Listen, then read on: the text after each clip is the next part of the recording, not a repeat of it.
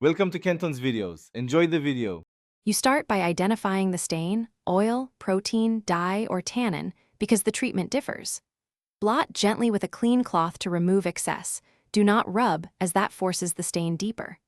Once done, test your chosen cleaner on a hidden seam to confirm color fastness. This prevents damage. Apply a small amount of solvent or enzyme spray to the stain's edge, so the stain migrates outward rather than concentrating in one spot. You now treat the stain specifically. Enzyme cleaners break down protein and food residues, while solvents lift oil and grease.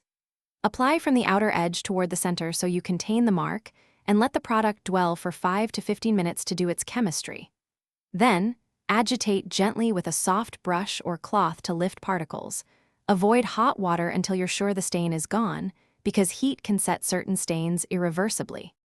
You finish by rinsing the treated area thoroughly to remove residues, then launder according to the fabric care label using appropriate temperature. Make sure to air dry the garment first. Do not machine dry until the stain is fully gone because heat can set any remaining trace.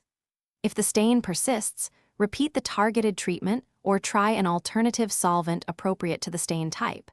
And if nothing works, consult a professional cleaner. Thanks for watching. Consider subscribing if we helped you.